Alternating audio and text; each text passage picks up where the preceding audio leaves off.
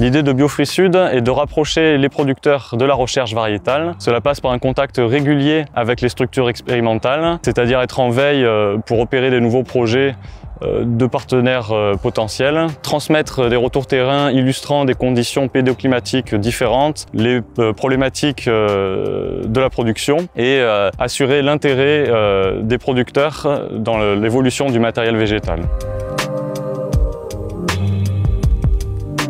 Les premiers critères de choix en ce qui nous concerne au niveau des vergers bio des pruneries, c'est il faut que ce soit une variété qui ait une très bonne qualité gustative, c'est la base.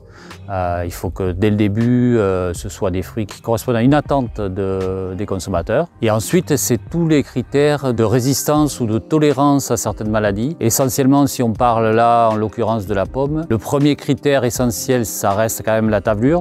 Ou si déjà on a une résistance plutôt naturelle à la tavelure, c'est déjà un critère important puisque ça nous évite quand même beaucoup de problèmes ensuite. Et ensuite, c'est tout ce qui est résistance aussi sur tout ce qui est agresseur qu'on retrouve dans nos vergers. Et là, on se rend compte qu'il peut y avoir des variétés plus ou moins résistantes ou qu'il y a une appétence qui fait que certains insectes n'y vont pas facilement ou y vont au contraire plus facilement.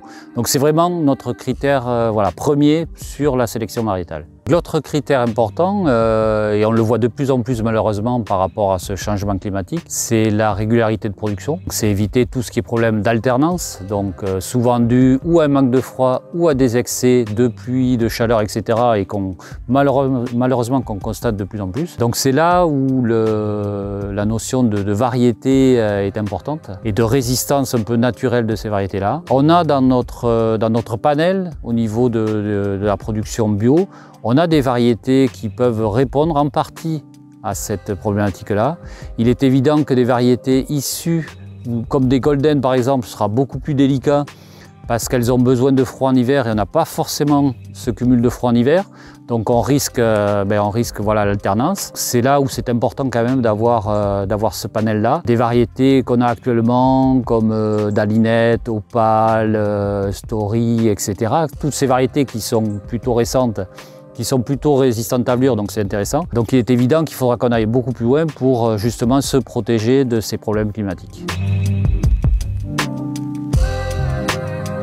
Alors il est évident que ces dernières années, les obtenteurs de nouvelles variétés ont plutôt travaillé sur le côté qualitatif, le côté cosmétique des fruits, en oubliant un peu cette partie-là, de risque par rapport au changement climatique. D'où la réflexion s'est de plus en plus posée, où en fait entre producteurs, on s'est dit est-ce qu'on ne peut pas nous, à notre niveau, commencer à réfléchir avec des centres de recherche pour voir ce dont on a besoin et ce dont aura besoin notamment la filière de demain, sur des variétés nouvelles mais qui répondront un peu à cette problématique-là. Trop de froid, pas assez de froid, trop de chaud, pas assez de chaud, des canicules importantes comme on a connu cette année avec des températures de plus de 40 degrés. Ce genre de critères, est-ce qu'il peut exister dans le panel variétal? Au niveau de l'hybridation de ce panel, est-ce qu'on pourrait récupérer certains critères de résistance qui nous permettraient justement de mieux passer ces périodes un peu compliquées pour nous? Donc là est venue presque naturellement, l'association est née, l'association BioFruits Sud. C'est une association de producteurs, de centres de recherche, dont l'INRAE, le domaine de Barol aussi. Ça nous a permis en fait de travailler sur des hybrides de variétés anciennes et de les tester en conditions réelles comme ici pour voir en verger comment elles se comportent dans nos vergers quand il y a un problème climatique. Dans la continuité de ces expérimentations, un nouveau projet est porté par les arboriculteurs bio du Lot-et-Garonne et par l'association BioFruits Sud.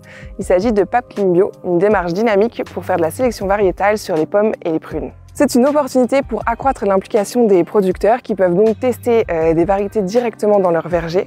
Les producteurs sont donc acteurs tout au long du processus et notamment lors de la mise en place du plan de croisement.